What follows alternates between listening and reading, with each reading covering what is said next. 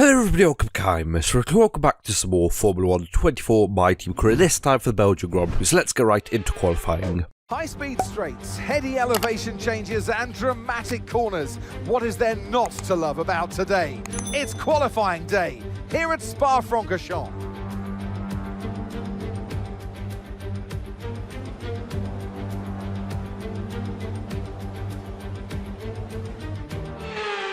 So here I am out for my flying lap, one-shot qualifying around Spa-Francorchamps, of course the Belgian Grand Prix, and I probably pronounced that incorrectly like I always do, but this is a legendary circuit, so fun, so just historical, and as we'll see, this is actually one of the first tracks I've actually had decent pace at, as we're coming up to the end of Sector 1 where we are currently sitting in 5th. Of course, I could have bolted on, as much, the least amount of downforce, and we would have probably been first, but, Sector 2 is what counts on this circuit. So we'll see how well we do.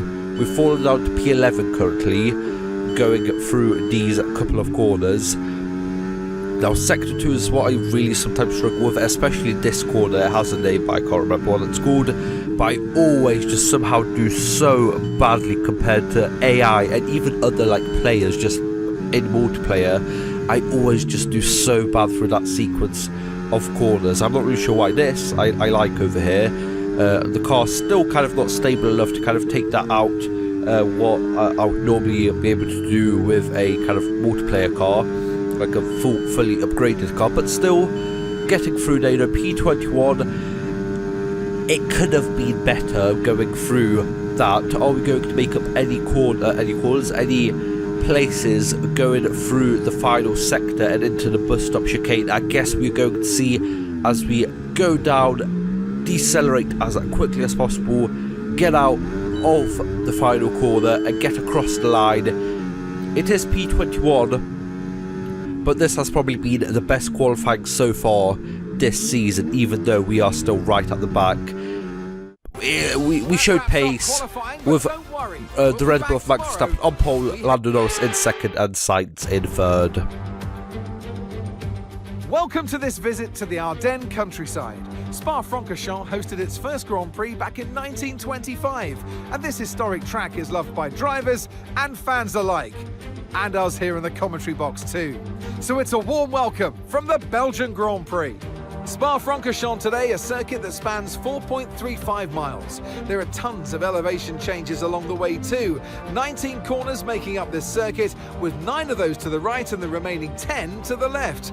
This track's a great one for fans of pure speed, and the average lap speed comes close to a whopping 145 miles per hour.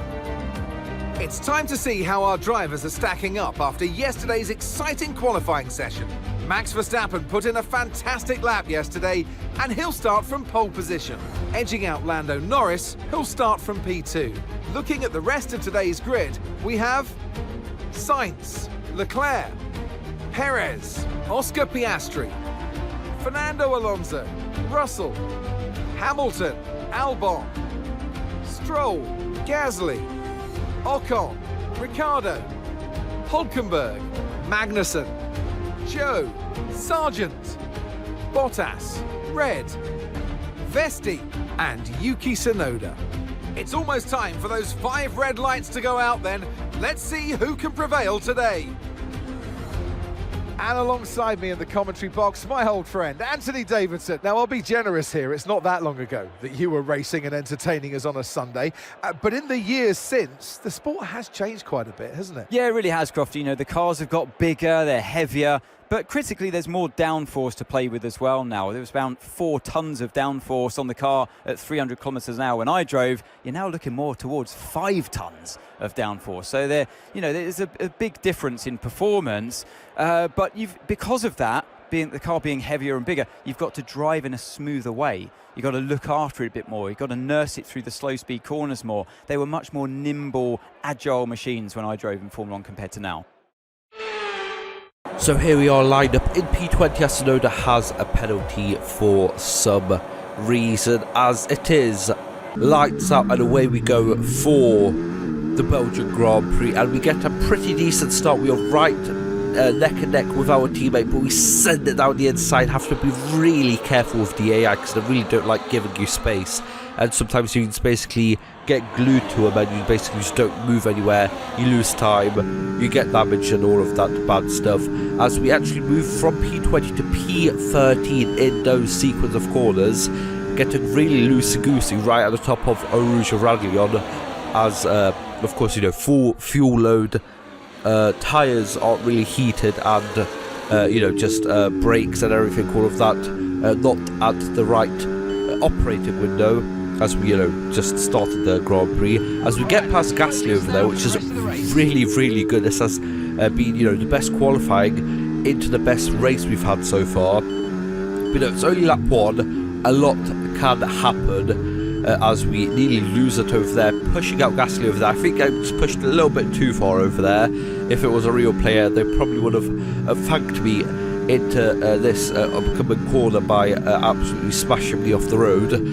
But yes, with AI you can kind of get sometimes a little bit more cheeky than you would be with, you know, normal real players.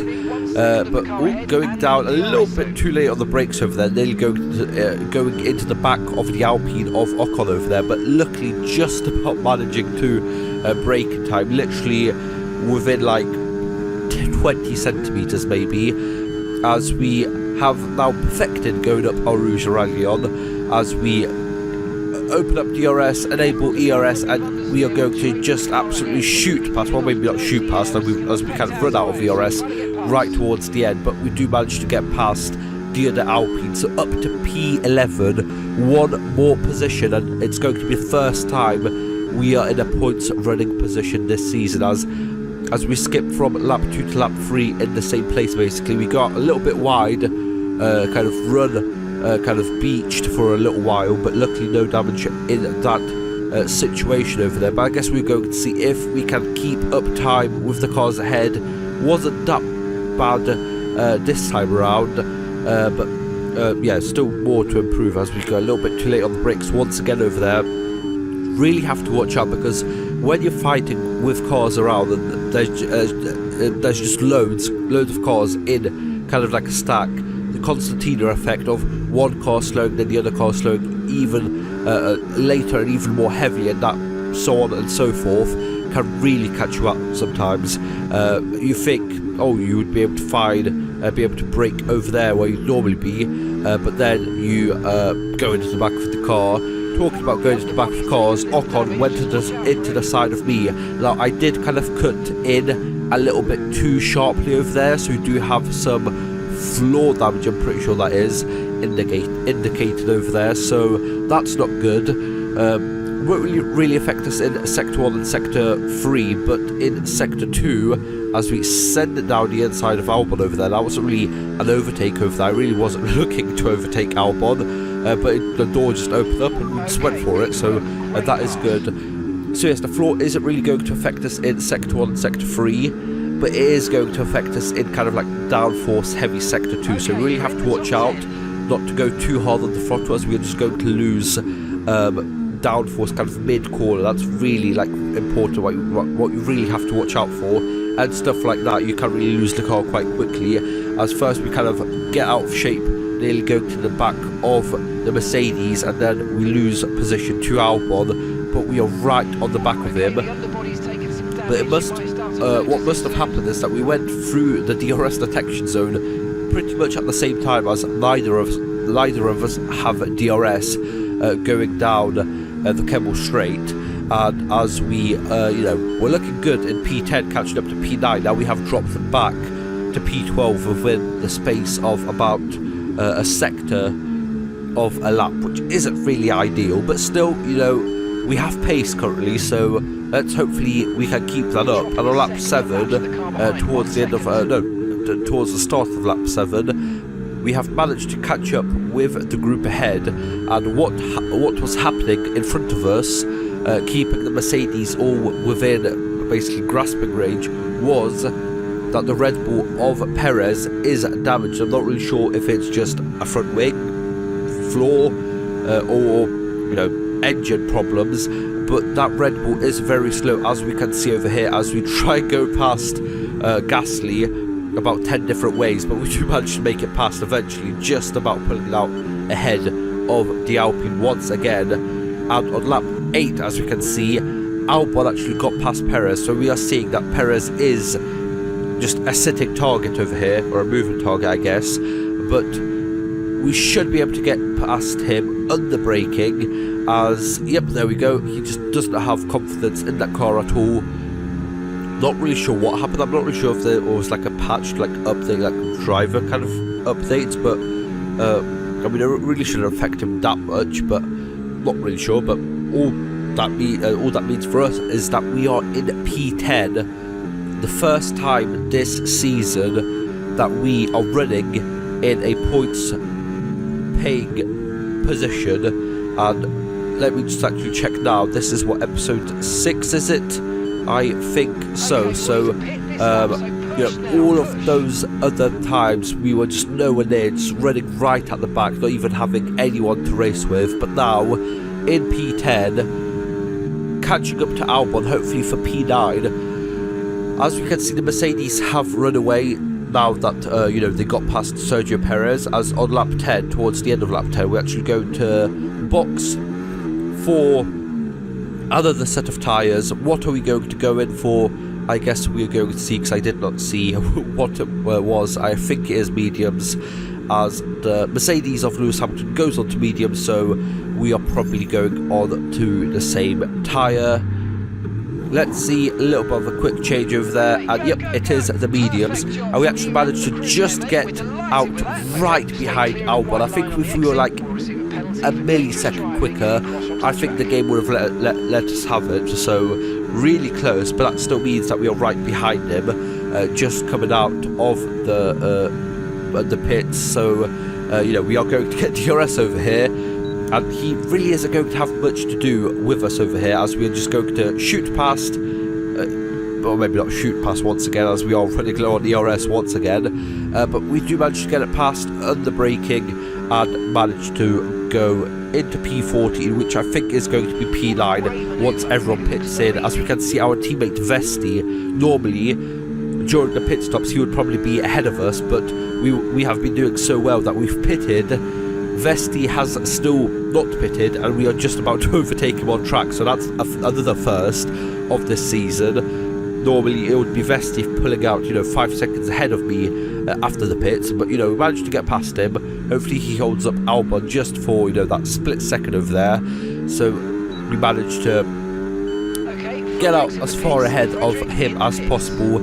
And once everyone pits in, yup, we are P9, so 2 points if we finish, but it is lap 12 out of lap 22, so still a long way to go, just past the halfway mark. So there's still stuff to happen. And can we catch the Mercedes? Probably not. As we can see on the mini map, they are just we're just coming up to the top of the Kemmel Straight, the start of the Kemmel Straight, and they are towards the end. So as we can see on lap 30 now, still a bigger gap opening, so no chance probably on the Mercedes. But what we can do is hopefully keep P9 or at least P10, but you know, we are looking good for P9, but we are really running low on DRS quite quickly. We do have to get quite cheeky sometimes onto these lines that we take to make sure that we keep in the fight with Albon. And you know, on lap 30 we lose P10, we lose P9 even, go down to P10, but now on lap 14, as we get a little bit out of shape towards the top of the hill over there, can we manage to get the position back? Can we get P9 back once again? We are running really, really fast, set the purple first sector, so you know, it was basically the perfect T1 exit, perfect run through Rouge Radlion, and then of course getting DRS and sitting right behind Albon, which meant for us that we managed to get a purple sector 1, so that was, I'm pretty sure, first as well, getting a purple sector, you know, anywhere in general, which is amazing. Lap 15, Albon tried attacking us, but now we actually managed to somehow defend successfully this time around, so that is very, very good. But now, around this time, I was kind of not focused on just going fast in the race. I was just kind of more focused on defending from Albon. So I got a little bit out of shape here and there as we nearly go 3 wide down the bus stop chicane. But I absolutely love this. Like, the AI is at the perfect setting for now. Keep on it, you might make a You mistake. know, beautiful overtake by Albon over there. We tried to hang it around the inside, just didn't have enough grip to go in for it. But just so much fun when you get the AI dialed in to the perfect spot as the kick Sauber of Guan Yu Zhou has DNF'd, as we can see over here, just coming out of sector 3. As a lap 16, we are going to go in, try and overtake Albon once again. We pull out, and now we try and close the door going into this next corner, but oh, disaster! 8 seconds. As when we tried to close the door, another purple first sector by the way, when we tried to close the door, I closed it too much, and basically Albon started turning in and basically span us out. So on lap 16, when we basically had the end in sight and basically points pretty much on offer, at least a P10 if not a P9, we dropped down from that amazing P9 spot all the way down to P14, and we have to pit in now for a new front wing, because I tried to see if we would manage to stay in the fight with it, but no, it was just too damaged, and there was no point of basically carrying on because we were just so heavily damaged that we would have just lost so much time. So now we are going to lose even more time in the pits, changing our front nose. A grueling 7.6 seconds later, we are out of the pits on soft. So I thought, you know, okay, I've messed that up completely. That was basically my fault. I basically just closed the door too much. What can I do now? And I thought, well, maybe I can set the fastest lap. You know, I won't get a point, but maybe I'll get, you know, at least the fastest lap just as compensation for that absolute disaster. But on the lap that was kind of warming my tyres up and saving up ERS to basically push the next lap and hopefully get the fastest lap, to at least, you know, say that I somehow successfully did something this race. I spin out, mess up, and just for that not to be, you know, enough, on lap 18, basically the lap after, what we should have been pushing, and I was actually going to push because I wasn't damaged over there. My tyres were fine. They cooled down enough by then to go in for the push lap. I'm not really sure what happened exactly, but as you saw on the trace, my basically throttle got stuck open, and at the end of lap 18, as we are going to see going into the bus stop chicane, once again it just goes, it's stuck. As you can see, we had to go into reverse for it to basically get unstuck. I'm not really sure if that's a thing that happens in the game, or if it's a bug in the game, or if it's a problem with my Logitech G29. You know, I've had this wheel for about 3 years, you know, this December, so I've had it for quite some time. You know, I've put a decent amount of hours on it, so I'm not really sure if that's the case. But if it is, I'm definitely going to need to buy a new wheel, because, you know, if we get, you know, closer towards the front and we are going to be in a championship fight, you know, getting a stuck open throttle isn't going to be ideal, as we have to pit in once again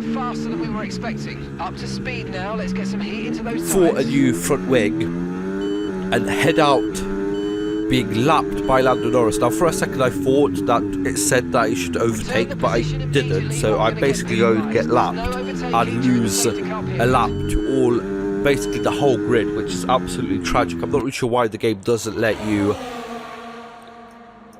no, unlap yourself. It should definitely be a thing already by now. You know, F1 24, we've got red flags and everything else, but, you know, EA and Codemasters still incompetent enough to let you unlap yourself during a safety car. Maybe I don't think it's an option in the game. So instead of, you know, coming out in P21, I am, I guess, in P21, but a lap down.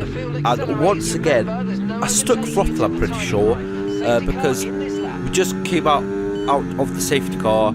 I got control once again, and I just just was on full throttle again, and as you saw, I crashed into Lando Norris and damaged my front wing once again. But I thought, you know, no point of pitting in once again for a front wing, because I'm going to run out of tyres eventually. I'm going to have to go out on hards or something. So get a 10-second penalty for, of course, colliding with the leader whilst I lapped, which is just quite stupid. And now we are basically going to have to let the whole of the grid through with these blue flags that we have. So we basically have to really watch out where we kind of let them pass. Now, of course, we are damaged. We have a damaged front wing and the floor, so we really have to watch out over here.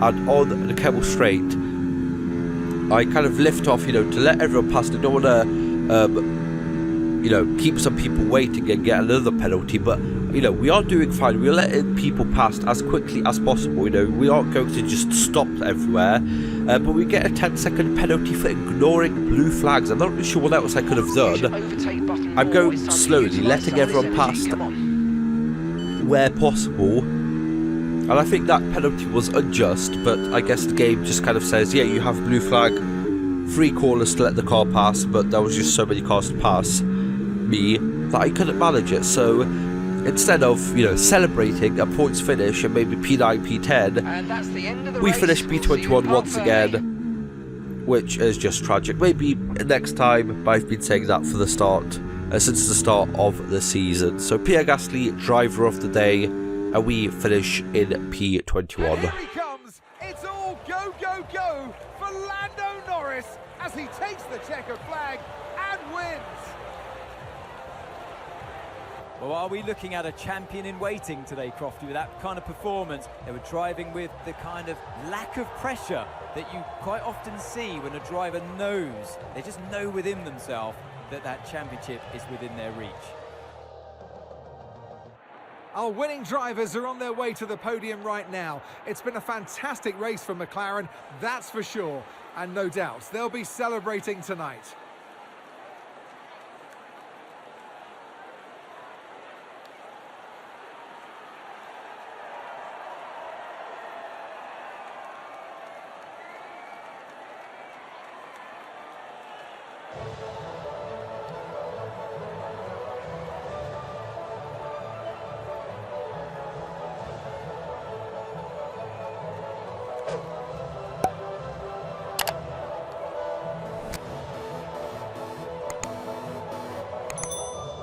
Okay, so there we go. That was the race, with Lando Norris winning from Max Verstappen and Carlos Sainz in third. I hope you guys enjoyed. Like, share, subscribe. See you guys next time. Bye bye.